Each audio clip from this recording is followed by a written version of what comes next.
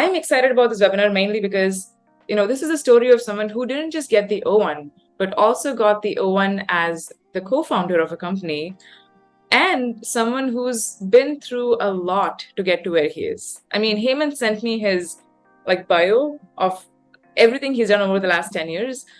He's worked at companies like Meta, McKinsey, and he's co-founded startups and been the CTO of startups. And he's been through some pretty rough times as well. So Hemant, welcome. Thank you so much for being here. There's a ton of people who are excited to hear about your journey.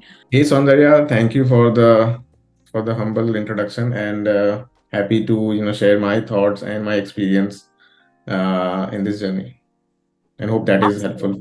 Let's get right into a question that I always ask in these webinars is, why did you apply for the O1? I mean, there are other visas out there, so why did you specifically choose the O1? Because you were on the H-1B already, and then the H-4. So just talk about your motivation briefly. So I think as an immigrant in the US, you have limited options when it comes to working here, right? You need an employment visa. So I was already on an H-1B, so that is one option you could go for, even if you're doing a startup, or you could go for an H-4 EAD if you have an EAD. Or other option is O-1A, and then there are EB-5 and different categories you could also come with. Given these different options, the only one which made sense for me was O1, primarily because I am a majority owner in my startup. So given that I am not fireable because I'm on the board, so that disqualifies me from going on H-1B, because in H-1B you need to be an employee, but also at the same time you could be fireable. So that was not applicable for me. H4, I did not have an EAD, so I cannot draw a salary unless my spouse applies for an EAD with our company, and that may take a couple of years, so I cannot really rely on that. And the next option is O-1A, which I come to know because I also got into YCombinator with my startup, which we were part of the last batch. And I see a lot of YC founders actually being successful on getting an O1 for many reasons. Like your profile becomes better because you are now in YC and you have more opportunities to kind of fill up your criteria. And so that was a natural choice for me to get into O1. The thing is, there is no startup visa in the US. I think for those on the call who are also aspiring founders, you probably know by now that a lot of countries have a startup visa. US does not. And so when you even Google startup visa, like the first one that comes up is the O1 as a great alternative for that. In your journey, you were at Meta for a while, and then you said you had a baby around the time of 2021, and that's when you took the tough call of quitting your job and going on an H4. I'm curious, did you quit your job because you had a baby or because you wanted to build a startup? Yeah, so this was 2022. So and in February we knew that we're gonna have a baby this year, and I was already scheduled to leave in March. I hadn't told my manager, so I could have still not done it, but I had made up my strong mind to just do for it. Like I had already applied for YC before that year, and I received a very positive feedback from them. That okay, whenever you are full time, please apply, and we would love to have you. And this was a very strong inspiration for me that I had, because actually I had a side project which I had applied to YC with. And so I got a very strong validation in terms of trying to apply for full time one day. And soon as I got married and we were expecting a baby in February, I thought I should go for this. And if not today, when? Because life is only gonna get tough, and there would be more responsibilities over time. So I need to get started. And if I've been thinking and working for this many years, this is the time. And worst case was, I would probably come back to Meta, or maybe, join as a software engineer in many of the tech companies. And I think by now I have become very confident in terms of, becoming an employee, let's say, like I was like, yeah, I can always become one, like it's not that, I'm a bit unsure about my role, or and my wife has been super supportive. I think on the same side, I think this is a quite overlooked by some many people, that you need really a good family, or family support when it comes to doing these or taking these decisions. A startup is just not with you or your co-founder, but a lot with your family, and they see in and out of when you are into it. So I think you need to have people, even if you don't have a family, let's say, you're not married, but you need to have friends and family support who believe in you, even when you are not believing in yourself. Before we jump into your like O1 application, which you put together, I'm also curious. You mentioned there was a 4-month period sometime in 2022, I believe, when Yes. you made no money, you didn't have a co-founder, you got rejected from YC for a second time around that. Mm-hmm. And so I'm curious, something that gets overlooked, as you just said, is these feelings of loneliness, self-doubt, frustration, and just hopelessness when you're Mm-hmm. a student, and especially when you're building a startup. So, can you list a few things that helped you in hindsight when you were going through that? And this is for people who might be going through that right now on the call. Mm-hmm. Sure. Yeah, definitely. I mean, there was a period for about 4 months. I had left my job and I had a conflict with my co-founder, so we parted ways. So I didn't had one during that time, and we didn't got the funding also because we had applied to YC the second time, and this time they rejected because I parted ways with the co-founder, and I think YC doesn't really, I mean, like just generally prefer a team. So here I was trying to make things, and but I was wondering, I would wonder every day that did I make a wrong decision, but at the same time I would convince myself that no, this you're more stronger than this, and nothing is really breaking in, right? I mean, I have a good family, I have a baby coming in, I have saved enough from my jobs before. I'm still in the US, right? I mean, I don't have to go or get deported. So life is still good, right? I mean, there are more positive things to see in life, and if not now, then maybe the next batch. I will apply again, and worst comes worst, I will start as an employee again. So, I think you just have to look at the positive sides. I think in this time, and you have to just be happy about what you have, and just keep moving. And you have to believe that why you started, what was the strong reason, and just keep doing every day. Yeah, sorry, you just reminded me of my mentor, who's always of the idea that I think we too often look at what we don't have versus what we. Amazing. I mean, I see a question from the chat box which seems related, so I'll ask it now itself. Yeah. Nikita is asking, can someone do Y Combinator on an H-1B given your startup is not a registered business entity? Or are you on H-1B while being a co-founder? So I'm on O-1A as a co-founder, and you can do YC on H-1B. I have known people who are on H-1B, but as I said, you would need to be not a majority owner. So I think if you are a team of three and you have a equal split, so you have about 33.5% or so. So you can start on H-1B in that case. But in the other case where you are a majority owner, I think it may be it's I think a legal challenge where you cannot go for an H1. You may want to consult with a lawyer though, but yeah, this is as far as I know. Yeah, and if I may step in, Nick, I think Nikita, what she's specifically asking is, if I'm on an H-1B right now and I just got into YC, can I be building my startup without an H-1B through that startup for YC? And I think that's a good and tricky question, Nikita. I would think that any work you do that's generating like revenue and active work would need a visa. So you should definitely talk to a lawyer about that, and or reach out to me later on and I can connect you with somebody. Now let's jump into your O1 application. So you had about $500,000 that YC invested into your company. So I'm assuming that you satisfied the awards criteria with that. That's clearly a great, very sizable award. Can you also talk about what were your other strongest criterias, and then we'll get into the evidence you submitted for each of them. Yeah, I think the second best was serving in a critical or essential capacity for organizations. So in this case, I had two recommendation letters, one from my YC partner. Now this was easy because I have a relationship with him. The other was from job or work at Eloki. So this was a startup that I joined in 2018, and they were acquired by Walmart. But although they were acquired by Walmart, they still worked or operated as an independent subsidiary. So during that time, I was working with them, and they had a very small team, about 10 engineers, let's say.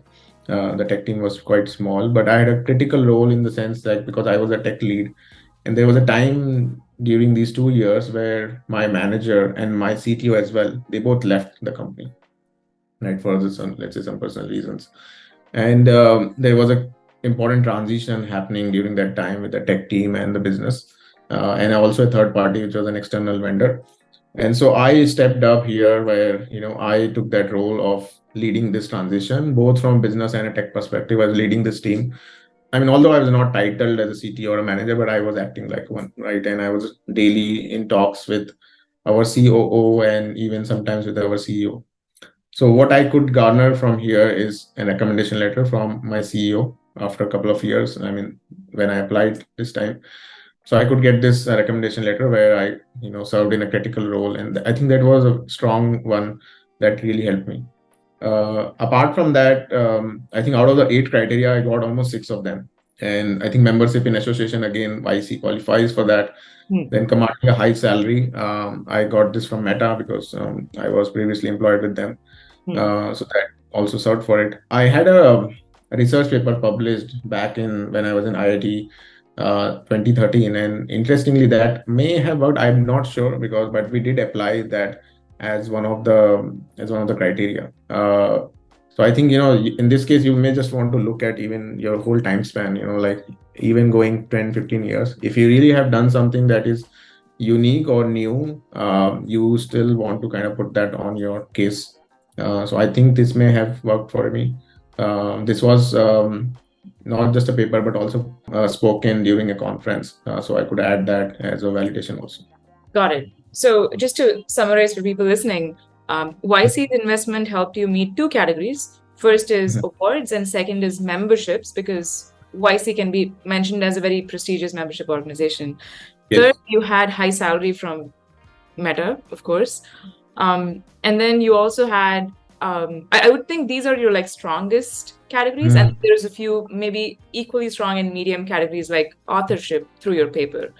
And of course, critical role through your past startup experiences.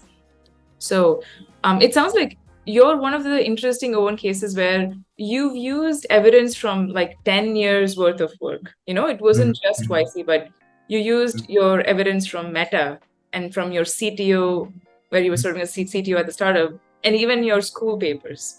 And I think that's actually a great lesson for people listening is, you can use anything and everything from your past, and you should be doing that.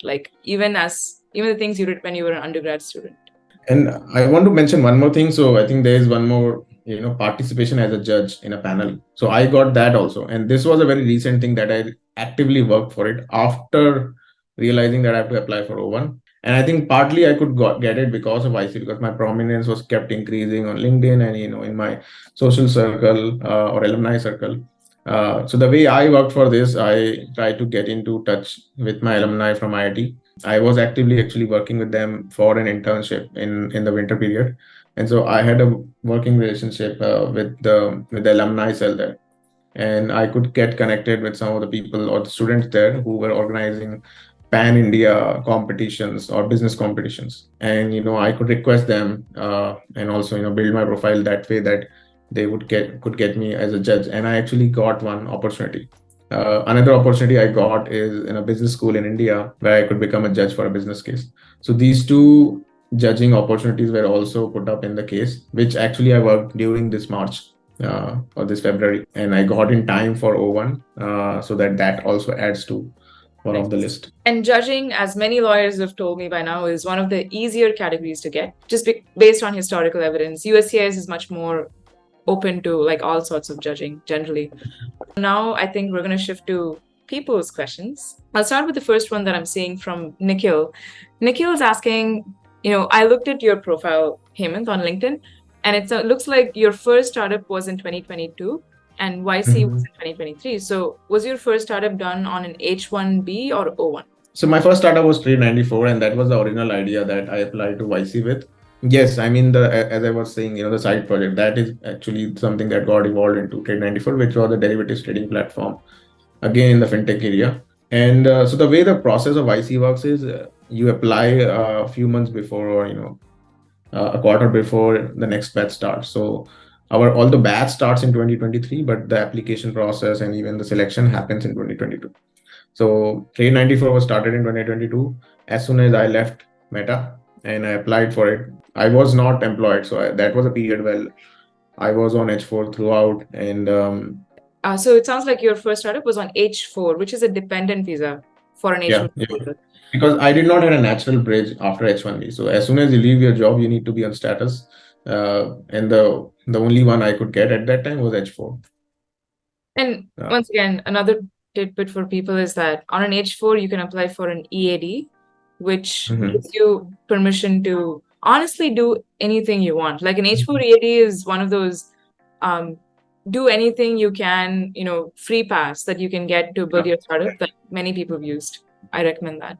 Next question I see is Wenki is asking, why did you choose the O1 and not the EB1A? So O1 and EB1 have very similar requirements. So why not just go for the EB1 directly? Yeah. So EB1, as I believe, it's an immigration process. It's not the visa itself, right? When EB1, you're trying to get the green card, and that's not exactly as a visa, I would say. And it may also have a longer process, right? I mean, because you need to, it may take a year or two before you get the green card. Further, as far as I consulted with my lawyer, although the criteria for O1 and EB1 is same, but the bar in general is higher for EB1A. You need more evidence or proof to suffice for EB1A approval. So I think O1 was a more practical choice in this case, and so that's why I chose O1. And I think my natural next step would be EB1A. So as I build my company, I build more prominence.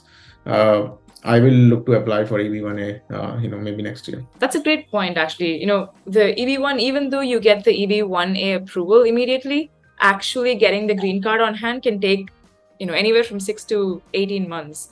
And so you still can't be building your startup until you get the green card on hand. The next question is, Aninda is asking, can you do a startup on an F1 visa? Hemant, you can go first and I'll also step in with some my own insights. Yeah, actually, I'm not aware on this. Although I had a F1 once because I'd come on an exchange, but I am not aware whether could you do a startup. So I think I'll leave it to Sandra. Sure. And so Aninda, you can start a company on any visa and even on no visa. Even if you're in India, you can still incorporate a company in the US.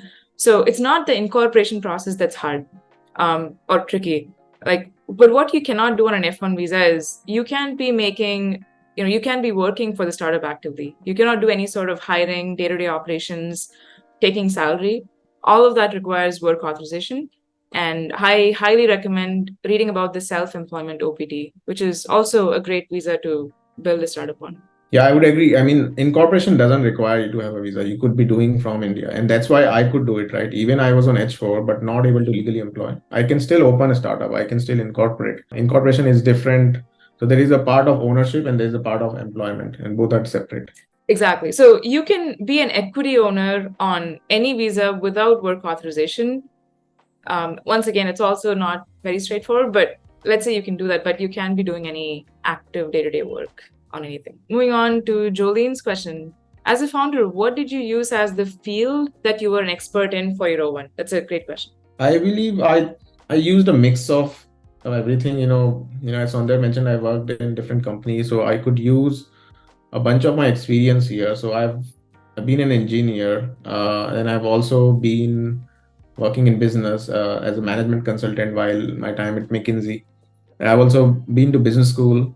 This was in India. Then I've also, done trading. I mean, this is, I think, a more personal capacity.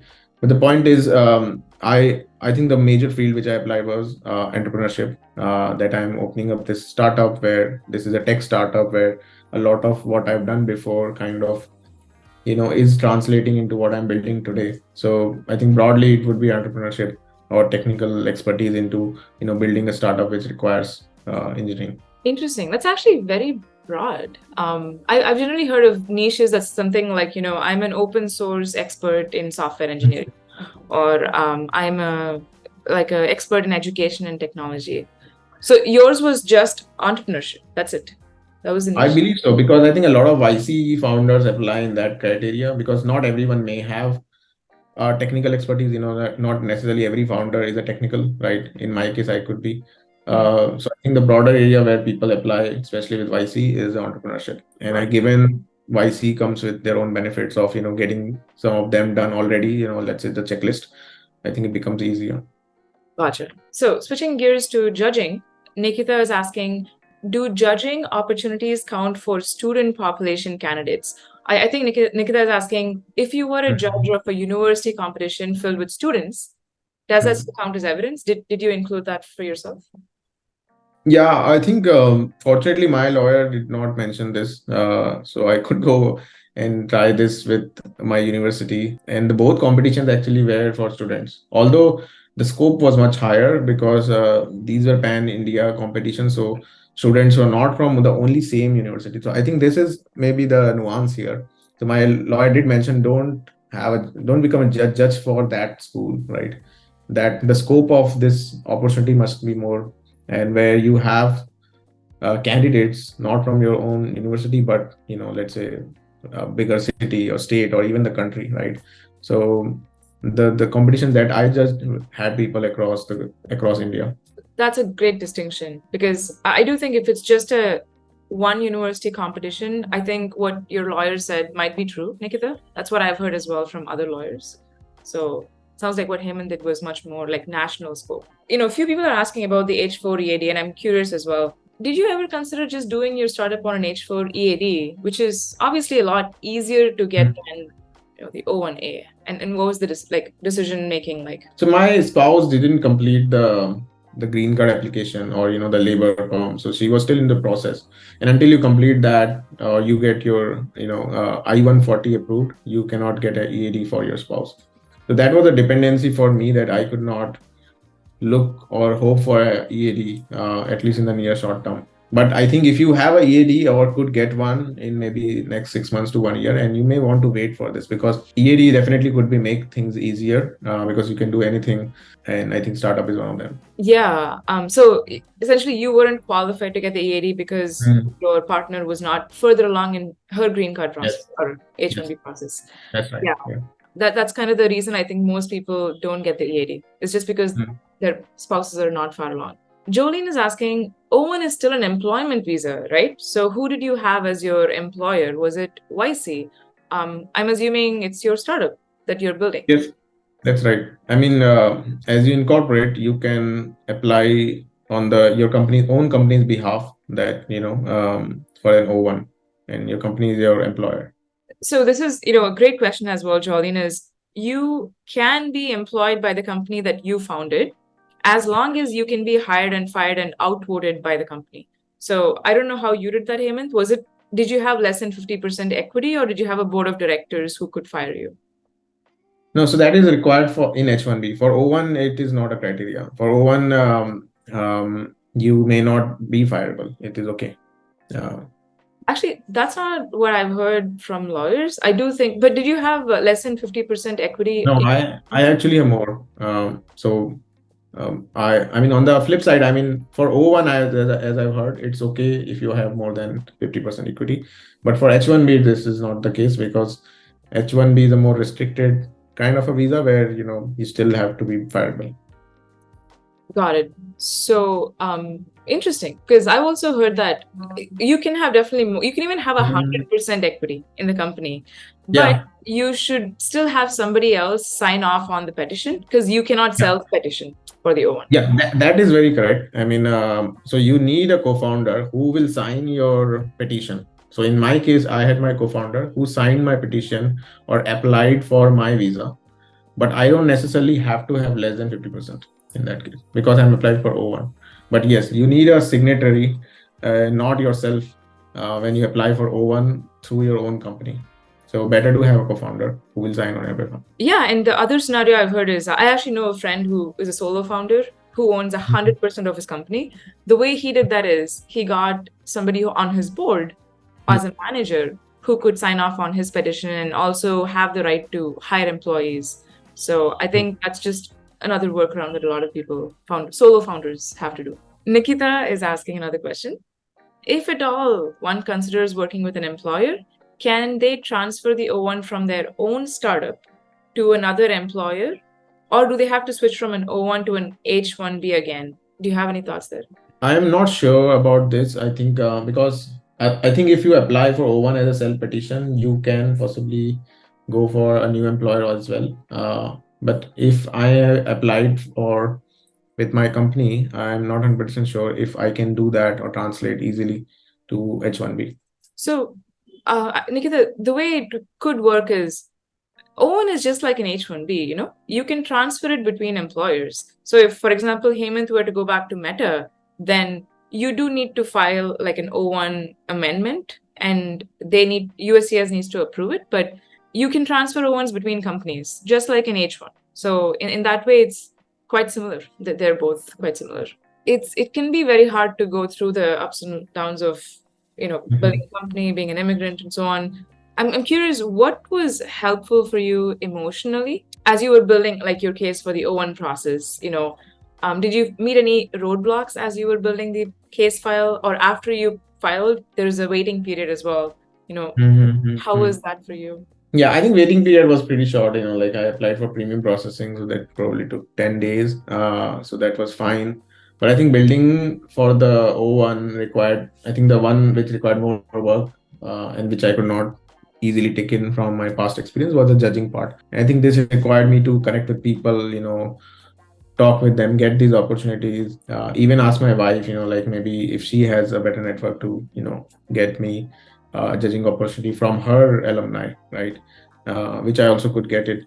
So I think emotionally or, something which is not very logical, I think you just need to work with people and you kind of have to find these opportunities, offer help to them, get help from them. A lot of this that I've been learning now as well, as a startup founder is building a startup requires people. This may not be very obvious, but you are constantly working and interacting with partners who can help you with getting into some stage of success. And I think visa is also something like that. It's kind of a entrepreneurial way to get into your visa. Like you're trying to identify ways. Okay, I could go do this or do that. How can I get this criteria get done? Yeah, and I realized one tip that I'd like to share with people on this is document everything you're doing right now. Like literally any press article that gets published, you never know if someone's going to pull it down from the internet 3 years from now. So just document everything, make your life easier. Bala Krishna is asking, while on an H4, can you start a startup and spend your time working for it? What was the approach you took? So Hemant, you were on H4 for 16 months, right? And you couldn't take salary for those 16 months. So could you build a startup on it? Yes, I mean I did that, right? I mean you can on H4, but what you don't have to do is just don't draw a salary. You can, as I said, incorporation doesn't require you or doesn't, can be done even if you're on H4 or even if without no visa. So I did that. I incorporated my company on H4, and then I was on the same time, I was trying to build my company as well as build my profile for O1. And as soon as I got it, I switched to O1. So even if you don't have a EAD, you can still do at what you want on your own time, right? Just like you can do gardening, right? I mean, if you have a spouse, right, you can do anything. You can do cooking, you can do gardening. At the same time, you can code also, and you can build a startup, but you should not be get paid for it because you are not legally work authorized for it, right? And the other thing is, Rahul is asking, does your startup need to make money or show profits and revenue prior to petitioning for an O1? So, you obviously raised 500K in funding, but did you also have revenue and profits by the time you guys applied? No, I mean, you don't necessarily have to have money or show profits. I think, but some traction may be helpful. So what I showed in my case is like, I have, let's say 500 signups or 1000 signups, and these many people are using it actively. So you need to still talk about your business. What is it doing? How is it important? Are there people using it? But it doesn't need to make money. Yeah, I second that as well. Once again, like you can technically apply even without raising funding, without any money, by just showing like a proof of concept of this is my idea. This is what I'd like to do for the next 3 years. But once again, USCIS might think that you're just setting up a company to get the visa and not actually going to be working for it. So it's like the decision by you and your lawyer at the end of the day. Priyanka is asking, is a PhD more helpful for the O1 than an MS degree?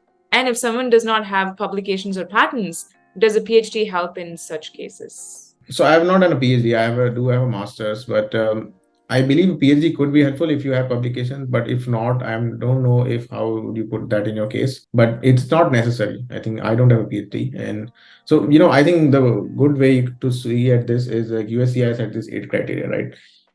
You don't need to have PhD or membership in some specific communities, or as long as you are fulfilling, at least 4 or 5 of them and have a strong case, you can go for it. Even with the bachelor's, I think. Yeah, I know people who've got it with bachelor's, but a PhD, I would say, really helps because a lot of the things that you do as a PhD student are things that the O1 rewards you for, like publishing papers, being Yeah. on conference committees, being peer reviewing other people's papers. All of this contributes towards your O1 evidence. Rahul has a very interesting question. Can you work for your startup without taking a salary on the O1? So on the H1, you can't do that. You have to be paid a minimum wage. But can you just not take salary on the O1? I think, yeah, I mean, you may not take a salary, but there are certain other laws also. I think if you are employed in a company, then there is a minimum wage that you have to put up. Let's say if you are in state of California, so those things may also apply now since you are an employee. Technically, you may be able to do it, but I'm not sure. But I'm taking a salary, basic minimum, what I think should be good enough for me. Yeah, I mean, after 16 months of $0, I think you deserve to take some salary. Rahul, O1 has a no minimum salary requirement. Sorry, you don't have to take a salary on the O1, but once again, highly suggested that you put some minimum salary so the officer thinks that you're a legitimate company. Yeah. Yahya is asking, if you don't mind sharing, now that you're on an O1, ideally, what's the next step or visa in your visa journey? Sounds like you're on an EB1A path, right? Yeah, I would try for a EB1A, but again, I'm not right now actively working on it. I'm part of many groups where I'm thinking, just passively gaining knowledge how I could do that. But I think more importantly, what I have to do is just build my startup, get it, successful in the next stage, and I think that itself should work for me. Yeah, and once again, like getting a visa should be a byproduct of the things that you love doing. It shouldn't become a project in itself. So Yeah. I'm pretty sure you'll get it in the next few years. Jolene wants to know, did you have an interview for your O1 when you did the O1 stamping? No, you don't require an interview. And so I will be going to India very soon, and I have got a Dropbox for stamping. And I think when you get, I mean, the reason to get a Dropbox is because if you have a H-1B or previous visas before already stamped, then I think you may not need an interview to do the O1. I believe this is the consulate interview, right? If that's what you're asking. Yeah, I mean, when you leave the country and come back, you have to Yeah. come back on an O1. I didn't know that myself, actually. I thought you had to go through an interview. No, I'm actually doing a Dropbox. So which should be good. That's great. But generally, Jolene, I've heard other people tell me that when they go for these interviews, the questions they ask is, what are you extraordinary in? Tell me about the field that you're extraordinary in. What are you going to be doing? Just basic questions like that. Bala asked another question. Did you apply for the O1 yourself or with an attorney? And actually, this is a great segue into talking about how much was your attorney fee and how did you choose your attorney? As I got into YC, I had a good list of recommendations. Okay, these are the set of lawyers I could go with because they specialize working with YC founders. It's not, YC has a special deal with them or anything. It's just like a lot of the YC founders have went to them, been successful, so they have recommended it back to the future batches. Yes, I did work with an attorney, and I think the fees were around 10K. I think it's on the higher side, but I was okay to pay because I wanted an approval more than like higher chances of just making it more successful. So I was okay to pay a bit more if that went well. Yeah, and I think 10K has become the standard right now. It wasn't before. Before it was something like 6 or 7K, but I think because of the demand, attorneys have increased the fees. So 10K is the standard as far as I know right now. Nikita wants to know, does your publication need to be about your expertise area cited for the O1 or any other technology-based papers would do? I would think it has to be related to your O1 some way.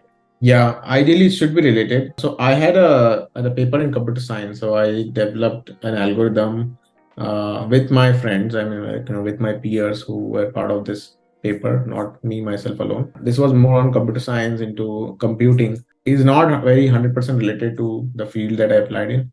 I'm not sure if it got rejected or, but we did apply and try to make up a case where we said, how this resulted into gaining technical expertise for me over time. And, even today building this startup, which also has a tech component into it.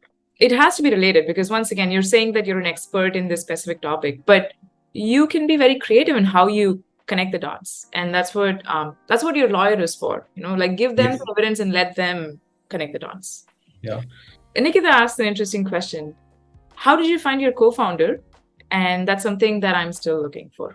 Yeah, I think finding a co-founder is very much like, meeting people and, almost like dating. You have to meet many people, find your fit. And a co-founder is not just someone who is going to work you in business, or like he or she is not just like an employee or a peer who is going to work with you, but more like, a partner, which is going to be there for many things, and even sometimes for emotional stability or, just support. And a lot of things have to match with your co-founder in terms of value system, I believe. So this is how I think look for a co-founder. I see if my values match with their values.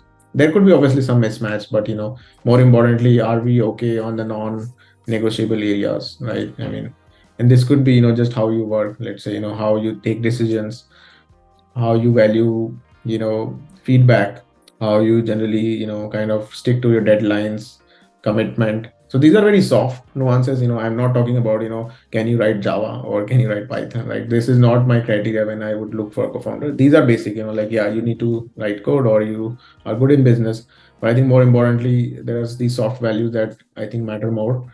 And I think and they not may be very obvious, so you have to meet them, you have to work with them. The best way I would say finding a co-founder is start. If you meet someone you think they are a good potential, start a project with them. Like a working project. You don't have to say at the day one that you are my co-founder, right? You can always be flexible and talk it out very openly. Let's work on this together as a project and see how we work, right? But think of it as a co-founder only. You don't need to set up a company. You can just start collaborating with someone, right? Without having a company. So treat them as a co-founder, but still keep the options open so that it's not a hard feeling if you are trying to say, oh, I'm not with you anymore. Right. So keeping the communication clean and also just trying to work with someone as a project, I think it works better. And this is also I've gone through the YC co-founder matching program like a few years ago when I was trying to find a co-founder, and I met some incredibly smart people. So I would recommend looking into that. Whoever asked the question. Great. Well, to kind of bring things to a close, the last question I'll take from the chat is, how did you come up with the idea of Inri? So let me introduce Inri here. So if people may not know, so Inri is an investment platform for Indian expats or NRIs, like most of us, to invest in India. Story behind coming on this idea was, I think I've generally been a fan, or a more natural way to think about ideas has been if I've experienced something in my life. For example, the trading idea was something that I had been doing for many years as a side project. And I was like, okay, I could build this for everyone, for retail people like me. And so similar coming to Inri, I've been an NRI myself for the past 6 years now, moved to the States in 2017. Finances has always been my interest in terms of personal finance, how to manage money, how to grow it, where or what are the options to invest in, whether in India or in the US, stocks, bonds, futures options, right? So I've been gaining that knowledge throughout my time for the past 10 years. And one thing I realized in the US is like it's so difficult to manage your finances, especially your India money, right? Like you send money back to home, but you don't have the time or bandwidth to kind of do things, right? I mean, where to invest in, what are the opportunities? Our life is so much plugged in into the country we are living, and a lot of NRIs and feel that they would want more support here, and there is no product. One thing I looked is like there is no product or service that actually caters to a very specific segment, which is us, NRI. So I think there is a gap here which we can solve for with better quality in terms of product, service. A lot of technological innovation can happen, and basically it's like a fintech, simplification. Like there are, let's say, 5 steps which take today to do something. Even if you reduce 2 steps, make it simplified, it has a lot of value. And that's where we see the hypothesis for building Inri. And we have a long-term vision to just, solve for many use cases for NRIs. Amazing. I think you've hit a great product market fit because there's way too many people, NRIs across the world, who have the financial capital and see the potential in India right now. And so you kind of, and you're making it very modern and simple and, YC style. And thank you, Hemant, for joining us. Thank you, everyone, for taking out the time. And thank you, Sandhya, for, having me today. Okay. All right. Yeah.